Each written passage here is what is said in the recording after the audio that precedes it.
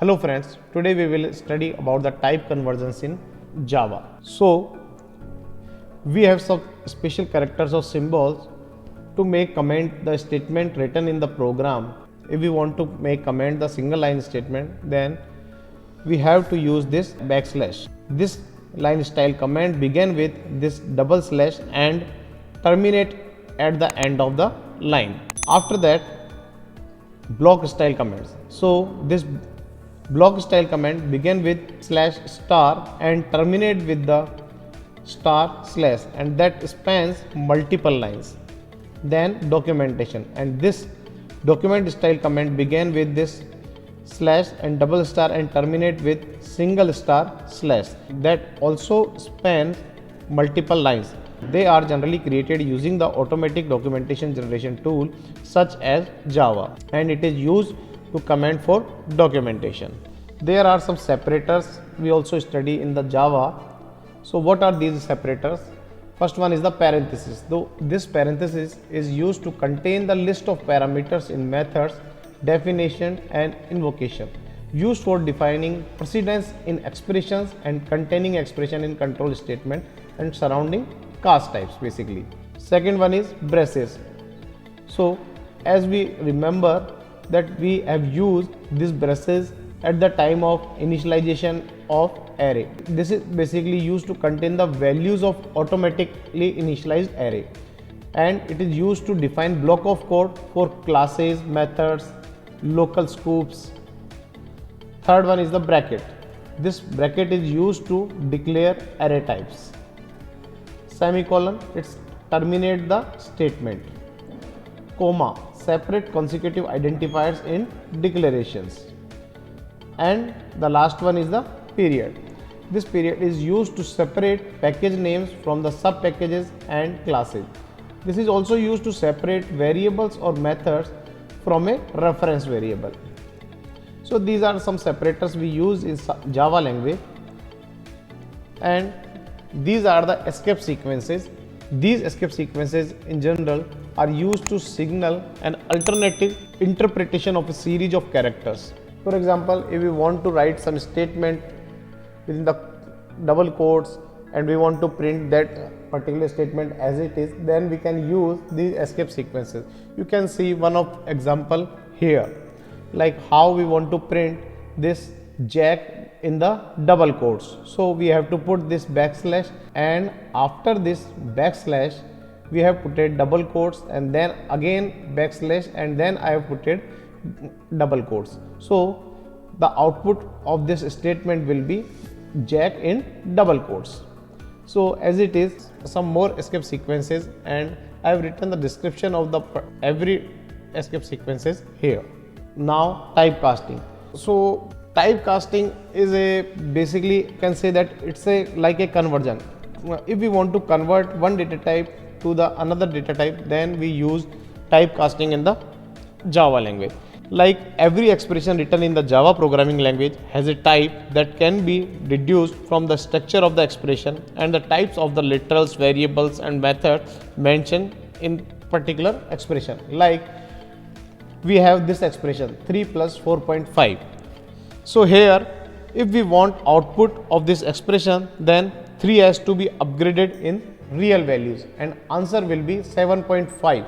But here we have 3 in the integer form and 4.5 is in the real values. So the output of this particular expression will come into the real values. So this statement is saying that there are different variables, literals and methods written in one expression. So their output format will be fully dependent on their variable expressions. So in the typecasting, we are going to assign a value of one type variable to the another type variable. In the Java, typecasting is basically classified in two types. First one is the widening, and or we can say it's a automatic typecasting. Why? Because Java support this widening typecasting. It can be done automatically by writing some statements. But second one is the narrowing typecasting. Java doesn't support this type of typecasting, but we have some procedure and some protocols by which we can do this narrowing typecasting also. So what is the automatic typecasting or the widening typecasting? So when one type of data is assigned to other type of variable, an automatic type conversion will take place if the following two conditions are satisfied. So first condition is the two types are compatible, or destination type is larger or the destination type is larger than the source type. So this automatic or widening typecasting will perform automatically in Java.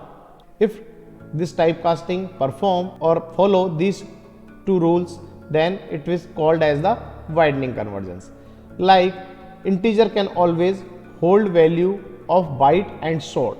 It means what we want to say here, we want to say if we are going from a short or smaller data type to the larger data type, then it is easily possible in the Java. We can take some example of it also.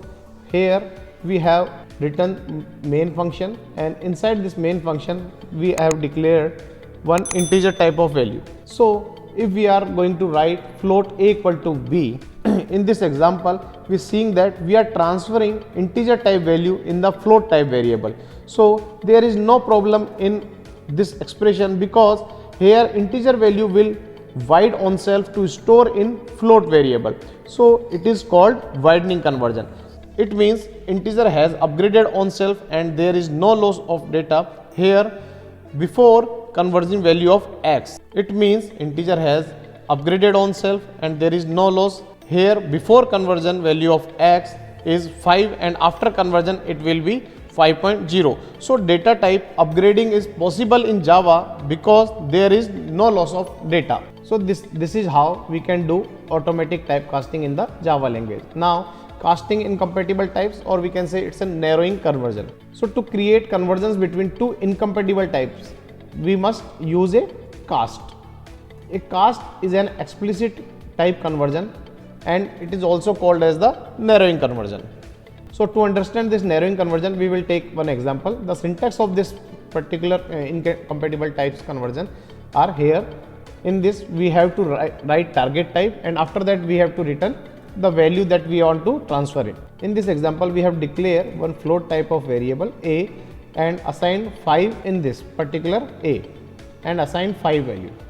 So here I am writing f. If I am not going to write f here, then this will consider this a variable as a double value. So to declare float type variable, I have to write f with this numeric value. So here we have declared one float type of variable and here I have written 5.7f. So this is a float type value. If I will not write f here, then this value will consider as a double type value, and in the second statement we are transferring big type value into the small type value. So this statement is not correct. It will show error. In Java, if we degrade any type, then data may lost. That's why error will come, because numbers after point will not store. If I am going to write integer b equal to a, so this integer will not consider the values after the point. It will consider or store only 5. So the data will be loose here. So this is not allowed in Java language, but by the casting we can do this type of conversion also. So here if we will write integer b equal to int a, so here I am writing target type and after that the variable name. So here I am doing typecasting, so error will not show here. This statement is saying that x value is 5.7, but we are doing casting on it. So casting means, like in a drama we have cast a very good person as a Ravan, and it's a very good person in real life, but we have casted him as a Ravan in drama. So as it is, the value of a is 5.7, but we cast it as integer for some time, so no error will come, but data will be lost. So Java is denying to do this type of conversion here, but we are doing this typecasting here. Now we will see what are the permitted conversions in the Java. So here we can simply see that in the widening conversion we can convert byte into short and short into int, long, float, double. We can simply understand that smaller data type can be converted into the larger data type, but in the narrowing cast we can convert this double, the float, long with the help of that particular syntax, and in this narrowing conversion data may be lost. So this is how we are doing type conversions in Java. We have taken some examples of all of these topics. After that, you have any issue or any problem and any confusion in these topics, then you can go in the comment section and ask the question. And if you like this video, then please share and subscribe my channel. Thank you.